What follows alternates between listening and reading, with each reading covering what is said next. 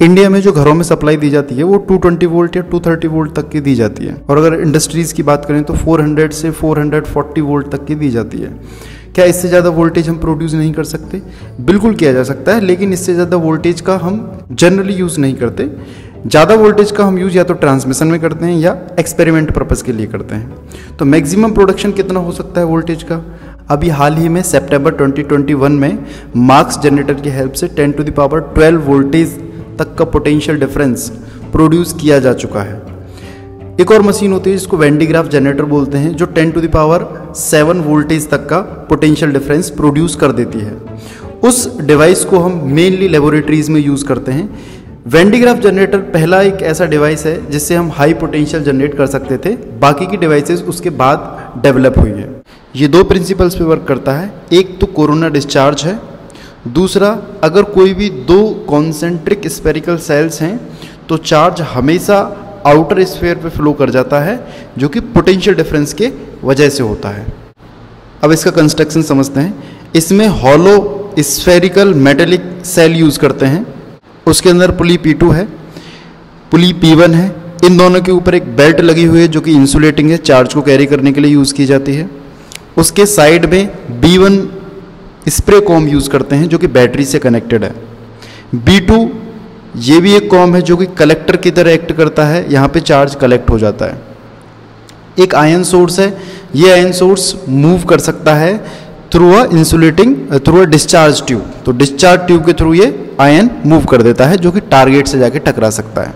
Side में grounded metal base है जो कि पूरी तरीके से ग्राउंडेड है, कोई भी शॉक एक्स्ट्रा चार्ज होता है तो ग्राउंडेड हो जाता है।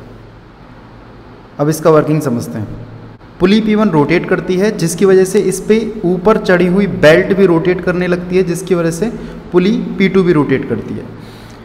अब जो साइड में कॉम्ब लगा हुआ है B1, ये स्प्रे कॉम्ब है, ये बैटरी से कनेक्टेड है। बैटरी से कनेक्ट होने की वजह से इस पर चार्ज आ जाता है।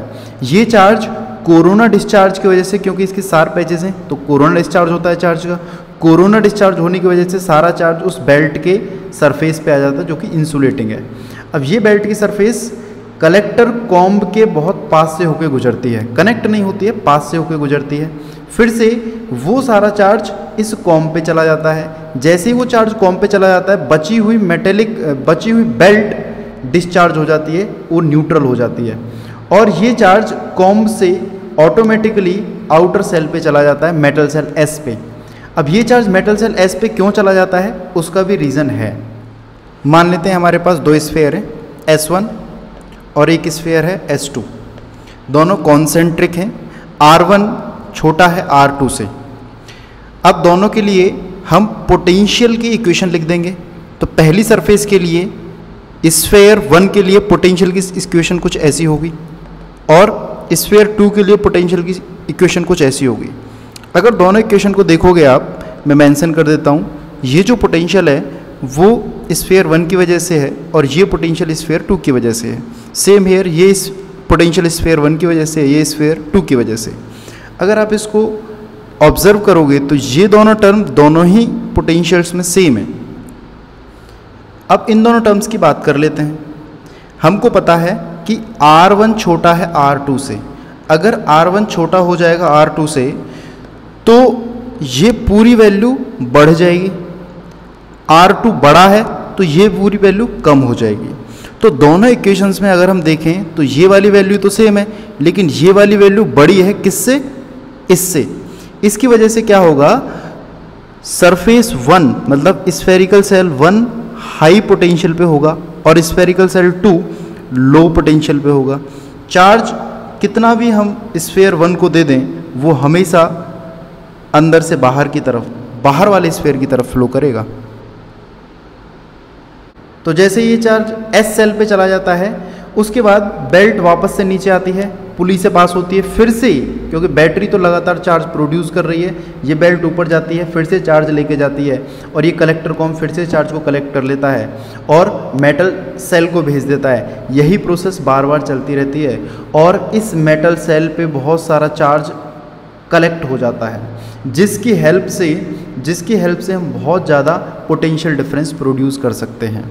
अब ये जो आयन सोर्स है, यहाँ पे हम किसी भी आयन को रख सकते हैं जो कि फ्रीली मूवेबल है। ये आयन जैसे ही इधर पहुंचेगा, अगर ये आयन पॉजिटिव है तो पॉजिटिव पॉजिटिव पे रिपल्सन होगा, क्योंकि ये भी पॉजिटिव है पूरा। रिपल्सन होने की वजह से ये चार्ज इस डिस्चार्ज ट्यूब में फ्लो करेगा और यहाँ हमने एक टारगेट रखा है, इस टारगेट से ये टकराएगा और हम जो भी रिजल्ट चाहते हैं, जैसे रदरफोर्ड एक्सपेरिमेंट हमने क्या किया, अल्फा पार्टिकल्स का स्कैटरिंग कराया तो इस टारगेट से। तो बेसिकली ये वेन टी ग्राफ जनरेटर क्या कर रहा है, किसी भी चार्ज्ड पार्टिकल को एक्सेलरेट कर रहा है, क्योंकि हमें एक्सेलरेटेड चार्ज पार्टिकल चाहिए जिसकी वजह से हम किसी भी मेटल सरफेस पे या फिर किसी भी टारगेट पे अपना एक्सपेरिमेंट कर सकें। तो इससे हमने दो काम लिए, एक तो हाई पोटेंशियल डिफरेंस जनरेट किया और दूसरा हमने एक एक्सपेरिमेंट किया जिससे कि highly accelerated charge particle produce हो सके। इसके यूज़ भी होते हैं, एक तो ये हाई पोटेंशियल डिफरेंस जनरेट कर सकता है, दूसरा ये प्रोटॉन्स, अल्फा पार्टिकल्स, न्यूट्रॉन, इन सबको एक्सेलरेट भी करा सकता है। ये बेसिकली लेबोरेटरीज़ के लिए ज़्यादा यूज़ होता है।